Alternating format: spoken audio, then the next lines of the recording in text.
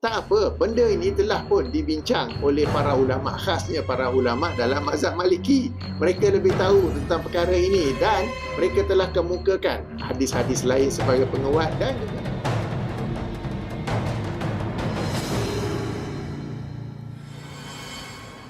dalam video kali ini, saya nak berkongsi ilmu tentang kenapa Imam Malik memilih hadis kitab Allah dan sunnah Nabi-Nya yang dhaif, tidak bersanad dan gharib, berbanding menukilkan hadis yang masyhur bersanad mutawatir iaitu kitab Allah dan Itrah Ahlul Bait.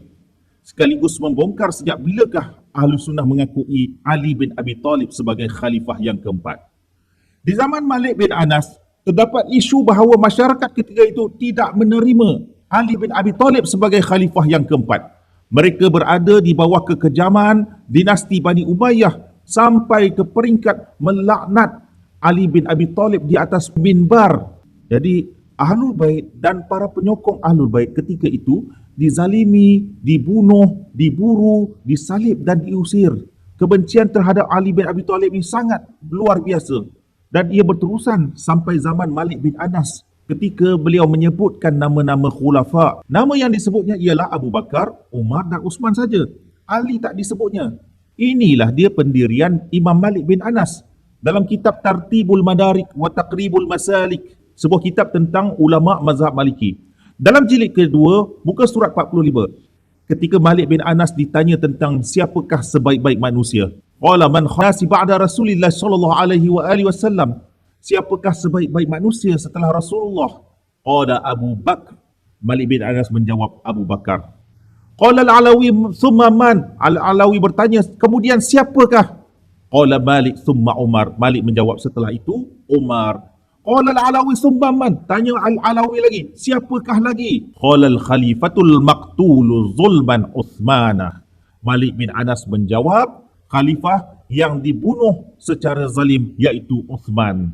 Jadi kitab ini juga meriwayatkan wa fi riwayati Abi Mus'ab su'ila Malik man afdalun nasi ba'da Rasulillah sallallahu alaihi wa alihi wasallam.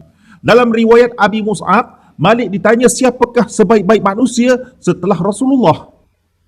Qala Malik Abu Bakar. Qala summa man? Malik menjawab Abu Bakar. Lalu perawi bertanya lagi, kemudian siapa? Qala summa Umar. Qila summa man? Qala Uthman.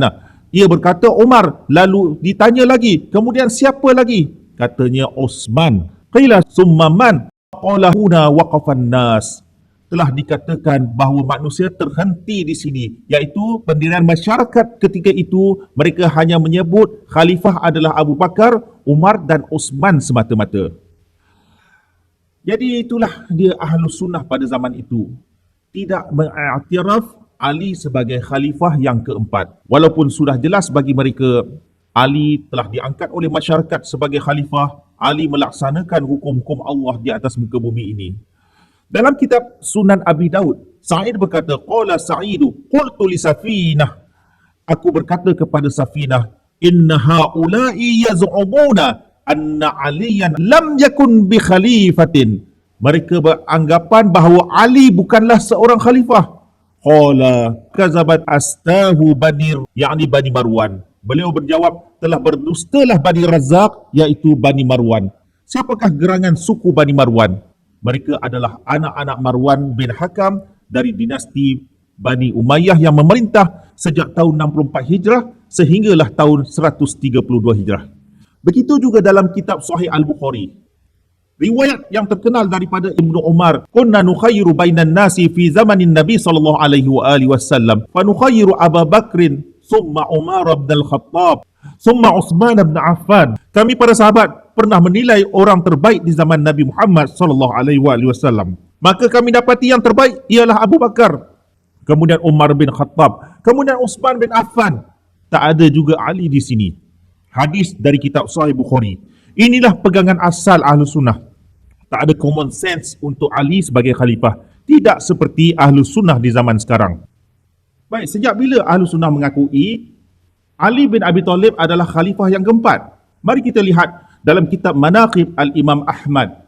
Ibnu Jauzi menulis kata-kata Hisham bin Mansur bahawa Ahmad bin Hanbal berkata, "Man lam yuthbit imamata li Ali fahuwa adallu min himari ahli. Barang siapa yang tidak menyabitkan kepimpinan Ali bin Abi Talib, maka ia lebih sesat dari keldai peliharaan.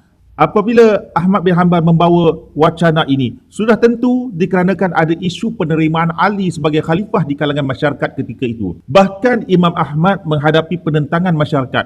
Dalam kitab Tabaqat Al-Hanabilah, Qadhi Abi Ya'la menukilkan hadis daripada Wazirah Ahmad bin Hanbal menghitung Ali sebagai khalifah yang keempat. Wazirah berkata, "Ya Aba Abdillah, inna hadza la ta'nun ala Talhah wa Zubair."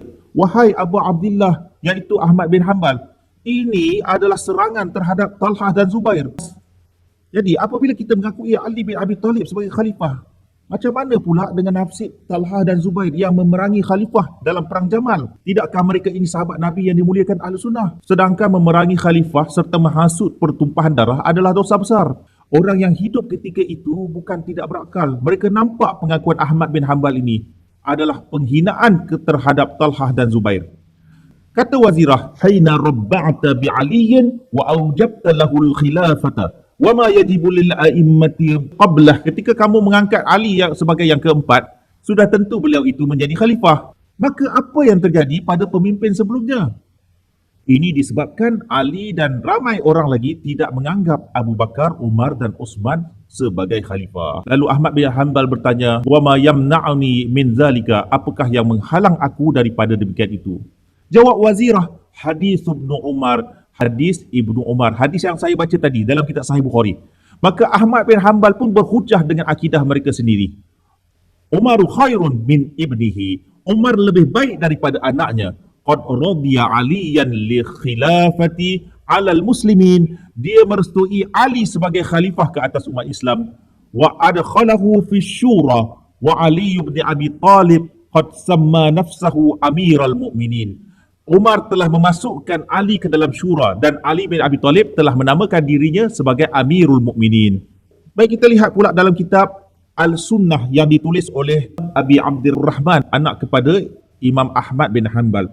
Sa'altu Abi, aku bertanya kepada ayahku, anit tafdili baina Abi Bakrin wa Umar wa Uthmana wa Aliyin, tentang keutamaan Abu Bakar, Umar, Uthman dan Ali. Faqala Abi rahimahullah, Abu Bakrin wa Umaru wa Uthmanu wa Aliyun ar-rabi' minal khulafa. Ayahku berkata, Abu Bakar, Umar, Uthman dan Ali yang keempat adalah dari kalangan khalifah. Qultu li Abi, inna qauman yaquluna innahu laysa bi khalifatin. Aku berkata kepada ayahku, ada orang yang mengatakan bahawa Ali bukan khalifah. Qala hadza qawlu su'in radi'un. Beliau menjawab, ini adalah perkataan yang buruk. Wa qala ashabu Rasulillah sallallahu alaihi wa alihi wasallam yaquluna lahu ya Amiral Mu'minin afanukadzibuhum. Ahmad bin Hanbal berkata, para sahabat Rasulullah, mereka berkata kepadanya, wahai Amirul Mukminin, apakah kita akan mendustakan mereka?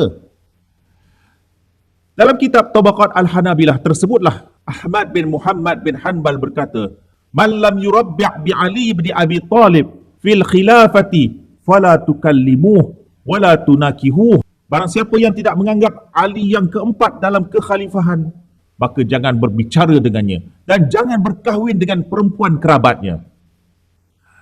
Dalam muka surat yang lain dari kitab ini juga tersebutlah, faman waqafa ala Uthmana wa lam yurabbi' bi Aliyin fahuwa ala ghairi sunnah.